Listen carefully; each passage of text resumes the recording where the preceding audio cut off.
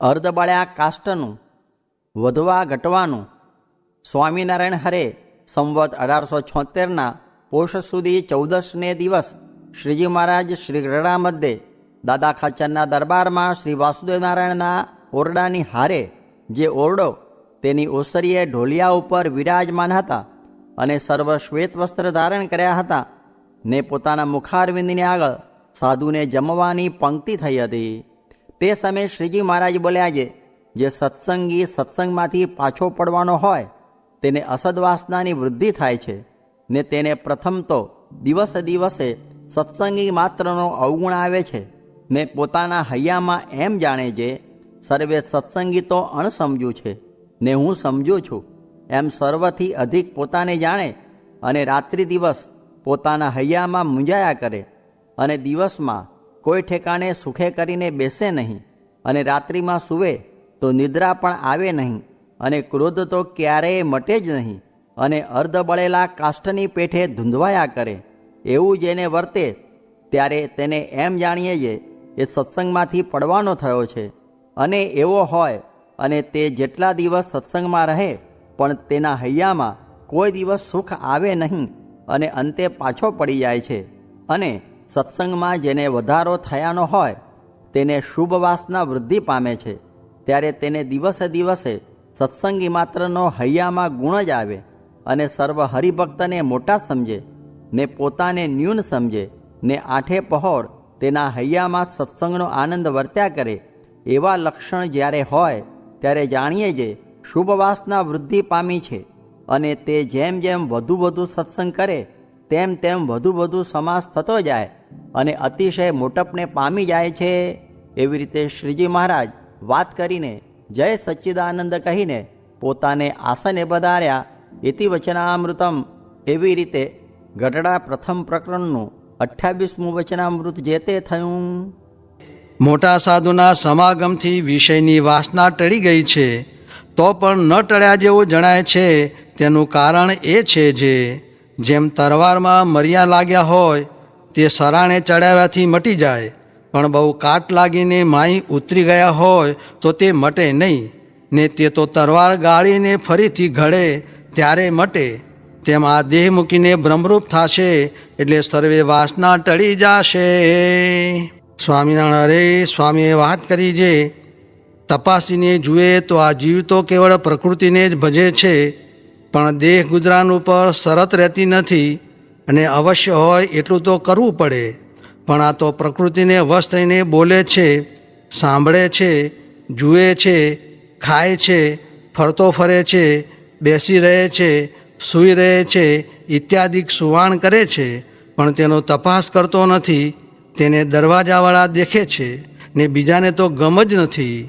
માટે અવશ્ય ઉપર શરત રાખીને પાછું વળવાનો સ્વભાવ રાખે તો મોટા સાધુની પણ તેના ઉપર દ્રષ્ટિ થાય ને પદાર્થના તો દિવસે દિવસે ઢગલા થાય છે ને વળી થાશે તે તો બંધ નહીં થાય ને બંધ કરવું એ તો પૃથ્વી મઢાવવા જેવું કઠણ છે ને ન ભોગવવું એ તો જોડા સીવડાવીને પહેરવા જેવું સુગમ છે. એ વિના બીજો ઉપાય નથી. સ્વામિનારાયણ સ્વામીએ વાત કરી છે, ગમે એવો હોય તેને પણ સેવાએ કરીને કે પદાર્થે કરીને રાજી કરીએ ને પદાર્થે કરીને રાજી ન થાય એવા તો કૃપાનંદ સ્વામી, મુક્તાનંદ સ્વામી, ગોપાળાનંદ સ્વામી એ કોઈ રીતે ન જીતાય. કેમ જે એને તો સેવા કે કોઈ પદાર્થ જોઈએ નહીં, પણ તે એક ઉપાય જીતાય, જે એને આગળ દીન થવું ને હાથ જોડવા એવો બીજો ઉપાય નથી. સ્વામિનારાયણ હરે સ્વામીએ વાત કરી છે, હરિશંકરભાઈએ પૂછ્યું છે, વચન પાળવું તેમાં સર્વે સરખા વચન સમજવા કે તારતમ્યપણું સમજવું? ત્યારે સ્વામીએ કહ્યું છે, તારતમ્યપણું છે. વિચાર કરીને આજ્ઞા પાળવી. તે ઉપર દૃષ્ટાંત દીધા છે. પ્રથમ મહારાજે એમ આજ્ઞા કરી હતી જે ગૌગ્રાસ, શ્વાનભાગ વગેરે કાઢ્યા વિના જમવું નહીં.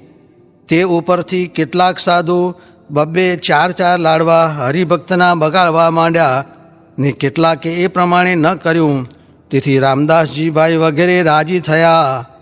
બીજું દૃષ્ટાંત, પ્રથમ મહારાજે એવી આજ્ઞા કરેલી જે લઘુશંકા કરીને કોઈ આવે તો સર્વેને ઊભા થવું તે જેતલપુરમાં અમે હતા ત્યાં એક સાધુ લઘુશંકા કરીને આવ્યા ને અમારાથી ઊભા ન થવાનું, તેથી અમારો તિરસ્કાર કર્યો. તેમાંથી તે સાધુ ગાંડા થઈને જાતા રહ્યા. ત્રીજું દ્રષ્ટાંત.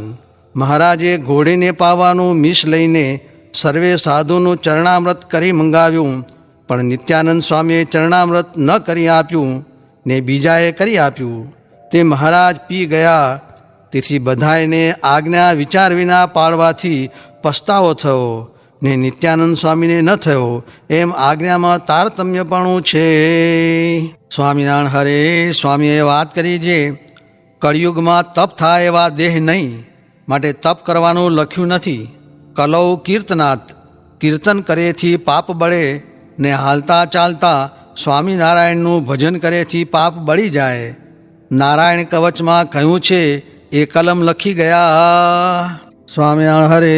સ્વામીએ વાત કરી છે ઝેરના લાડવા ખાતા સારા લાગે, પણ ઘડીક પછી ગળું જલાય, તેમ આ વ્યવહાર છે. સ્વામિનારાયણ હરે. સ્વામીએ વાત કરી છે રાત્રિએ વાત કરી છે વ્યવહાર બહુ વધી ગયો, તેણે અંતર ઉઝરડાઈ જાય છે.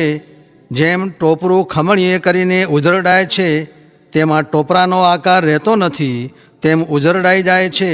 વળી વ્યવહાર છે તો નિર્ગુણ એમ પણ થઈ જાય છે, ને જ્ઞાન તો એક આનો થાય છે ને 15 આના વ્યવહાર થાય છે.